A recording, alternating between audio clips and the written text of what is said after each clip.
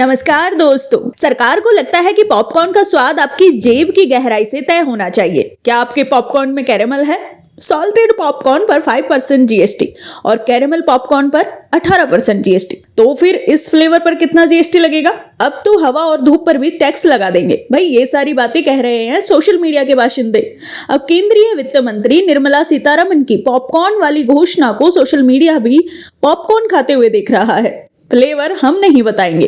दरअसल GST council की 55वीं बैठक में कई फैसले हुए। उनमें से पॉपकॉर्न वाले फैसले पर बड़ा बवाल हो गया। सीतारमण ने कहा जो पॉपकॉर्न नमक मसालों के साथ आते हैं उन पर 5% जीएसटी लगाने का सुझाव दिया गया है। शर्त यह है कि वो पहले से पैक ना हो। जो पहले से पैक पॉपकॉर्न है उन पर 12% जीएसटी लगेगा। कार्मेलाइज्ड यानी मीठे पॉपकॉर्न पर 18% टैक्स लगेगा। आज हम आपको बताएंगे कि सरकार कैसे आपके पॉपकॉर्न को भी कर का स्वाद चखा रही है। दोस्तों, जीएसटी काउंसिल ने 55वीं मीटिंग में बड़ी बड़ी बातें की, लेकिन सुर्खियां चुराई पॉपकॉर्न ने। नमकीन पॉपकॉर्न पर 5% जीएसटी, पैकेट में पैक हो तो 12%। और भाई साहब, अगर मीठा यानी कैरेमल पॉपकॉर्न खा रहे हैं तो पूरे 18%। लगता है पॉपकॉर्न अब टैक्स ब्रैकेट में भी अपनी फ्लेवर पॉपुलैरिटी बढ़ा रहा है। सरकार ने तो मानो मिडिल क्लास का फुल फ्लेवर पैक लॉन्च कर दिया है। पढ़ेगा इंडिया तो बढ़ेगा इंडिया, पर शर्त है कि पढ़ाई के लिए जीएसटी भी भरेगा इंडिया। अब किताब पढ़नी है 5% टैक्स दो, नोटबुक में लिखोगे तो 18% टैक्स। मतलब ज्ञान लेना सस्ता है लेकिन उसे लिखना महंगा। आखिर ज्ञान इतना सस्ता कैसे हो सकता है? ये तो सरासर अन्याय होता है। और गरीब आदमी की नमक रोटी, उस पर भी 18% टैक्स। सरकार शायद ये चाहती है कि अब गरीब सिर्फ हवा खाएं, और चिंता मत कीजिए, हवा पर भी जल्द टैक्स आएगा। गरीब के नमक रोटी पर भी टैक्स। सोशल मीडिया में चुटकी ली जा रही है, अब धूप और हवा पर भी टैक्स लग जाएगा। नमक रोटी खाने वाले का भी बजट बिगाड़ दिया। अब जरा सेकंड हैंड इलेक्ट्रिक गाड़ियों पर नजर डालें। डीलर से खरीदिए तो 18% जीएसटी, आम आदमी से खरीदिए तो मुफ्त। यानी अगर आपको सस्ता सौदा चाहिए तो सीधे अपने पड़ोसी को फंसाइए। पुरानी ईवी खरीदो लेकिन पहले टैक्स का चेक काटो।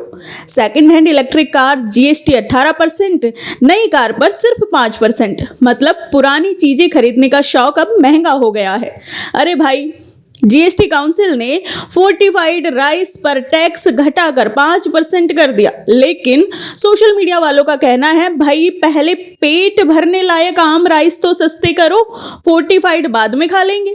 पेट्रोल और डीजल पर जीएसटी लगाने की बात उठी, लेकिन राज्यों ने मना कर दिया। क्यों? क्योंकि ये उनका अपना एटीएम है। सोचिए, अगर पेट्रोल डीजल पर भी जीएसटी आ गया तो शायद गाड़ियां सिर्फ म्यूजियम में ही दिखेंगी।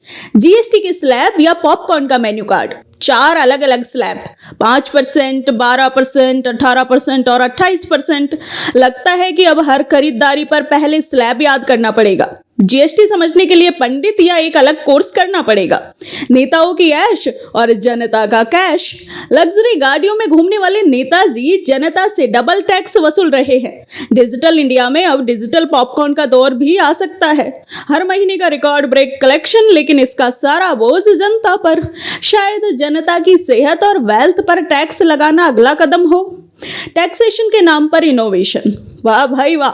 सरकार का कहना है टैक्स लगाना हमारा हक है, वो तो है, और आपको हर फ्लेवर का मजा देना हमारी जिम्मेदारी। तो दोस्तों, ये थी हमारी जीएसटी की जलेबी। आप अपने पॉपकॉर्न फ्लेवर ध्यान से चुनिए, क्योंकि सरकार हर फ्लेवर का स्वाद 2 गुना कर रही है।